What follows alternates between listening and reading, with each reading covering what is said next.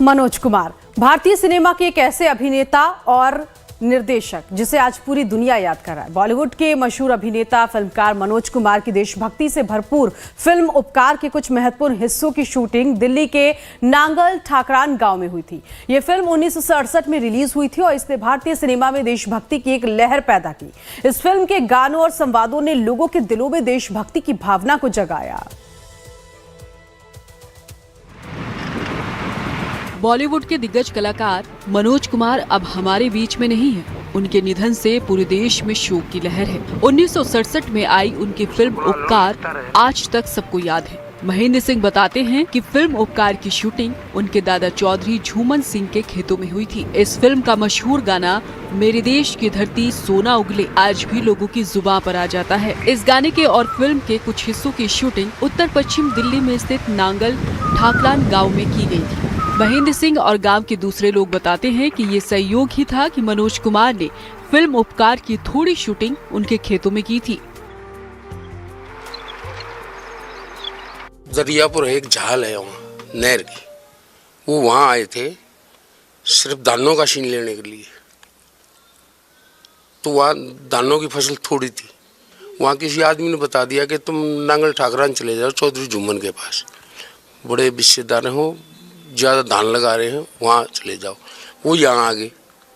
यहाँ आके जो धानों का खेत था ना हमारा, वो उन्होंने देखा, देख के और बातचीत करके वो चले गए। थोड़ी देर बाद फिर आ गए, घंटे के बाद बोलेगा हम फिर आऊँगे 2-3 दिन में।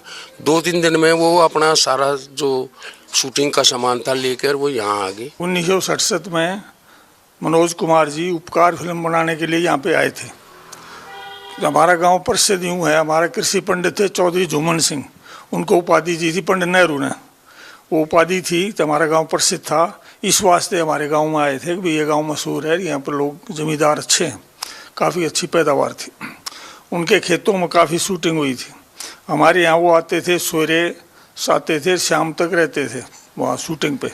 यहाँ पे हमारे घर में वो प्राण अपनी शूटिंग के पैर वैर बनाते थे, दबा के पैर बांधते थे, उससे लंगड़े का सीन करते थे। फिर यहाँ पे मक्खन, मेरी माँ से मक्खन लेते थे, दही ले लेते, सब वो लेते थे, लस्सी वगैरह लेते। बाकी खाना उनका तो वहाँ से आता था। मनोज कुमार को महेंद्र सिंह के दादा ने अपनी फिल्म की शूटिंग के लिए ये घर भी ऑफर किया था। महेंद्र सिंह उस दौर में बहुत छोटे थे, हालांकि उन्हें इस घर में शूट किए गए कुछ सीन अच्छी तरह याद हैं। उपकार फिल्म में प्रेम चोपड़ा और कामिनी कौशल भी थी। इसी मकान में हमारे में उन्होंने शूटिंग करी थी, जिसमें एक चोरी का सीन था, एक चक्की चलाने का सीन था। दोनों भाई आपस में, प्रेम चोपड़ा और वो मनोज कुमार, दोनों का आपस में कवासुनी होती है। कामिनी कौशल बैठी है। गांव वालों को याद है कि जैसे ही फिल्म की शूटिंग की खबर आसपास के इलाकों में फैली, बड़ी संख्या में लोग शूटिंग देखने के लिए आ गए। इनमें ज्यादातर कॉलेज के छात्र थे, जिसकी वजह से थोड़ा हंगामा हुआ और शूटिंग बीच में रोकनी पड़ गई।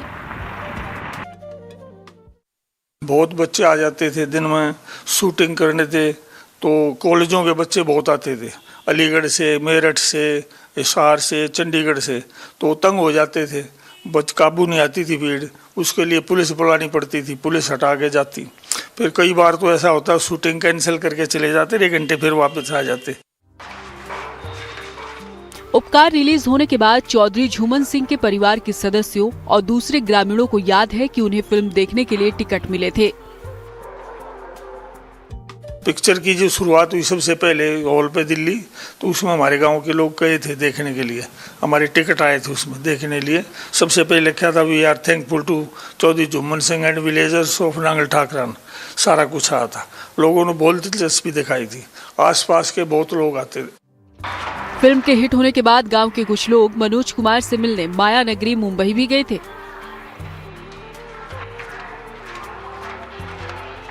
बचपन से कहानियाँ सुनी है कि हमारे घर पे उपकार की शूटिंग हुई है, मनोज कुमार जी यहाँ पे आए, यहाँ पे रहे, और अलॉन्ग विद पूरा क्रू और बहुत सारे फॉरेनर्स आते थे। तो एक दिन हम लोग बॉम्बे में थे, मेरे दादाजी ने मुझे एड्रेस दिखाया, ये एड्रेस है उनका, ये फ़ोन नंबर है, मुझे यहाँ लेके चल। मैंने कहा मैं कहा छोड़ो ना मैंने कहा बहुत टाइम हो चुका है, अब क्या इस पे फॉलो अप करेंगे। नहीं तो मुझे लेके चल, मैं बॉम्बे इसीलिए आया हूँ। तो हम लोग ऑफ कोर्स जाना ही था। तो जुहू का वो एड्रेस था, अगर मैं गलत नहीं हूँ, बहुत साल हो चुके हैं। तो हम लोग जुहू के एड्रेस पे गए और छोटी उम्र में तो हमें यही लगता है क्या छोड़ो ना, थोड़ा एंग्जाइटी होती है दरवाजे पे ऐसे जाके पूछना, क्योंकि इतने साल पुरानी बात किसे याद होती है। तो बड़े रिस्पेक्टफुली उन्होंने भी रिप्लाई करा और रिसीव करा हमें कि जी बिल्कुल, बट आपने अभी 5-10 मिनट पहले ही उन्हें मिस कर दिया। फिल्म उपकार की कहानी मनोज कुमार ने ही लिखी थी और उन्होंने ही इसका निर्देशन भी किया था। फिल्म की कहानी 2 भाइयों की थी जिनकी भूमिका मनोज कुमार और प्रेम चोपड़ा ने निभाई थी। फिल्म में दोनों भाई अलग अलग रास्ते पर चलने का फैसला करते हैं। मनोज कुमार ने भारत का रोल निभाया था, जो पढ़ा लिखा होकर भी गांव में रहकर खेतों में काम करना पसंद करता है, जबकि पूरन का रोल प्रेम चोपड़ा ने निभाया था, जो शहर में वापस जाना चाहता है जहां से उसने पढ़ाई की थी। नांगल ठाकरान के ग्रामीणों और खासतौर पर झूमन सिंह के परिवार के लिए ये फिल्म भावनात्मक रूप से उन्हें मनोज कुमार से जोड़ती है। मनोज कुमार के निधन से ये पूरा गांव सदमे में है और भीगी आंखों से उन्हें याद कर रहा है।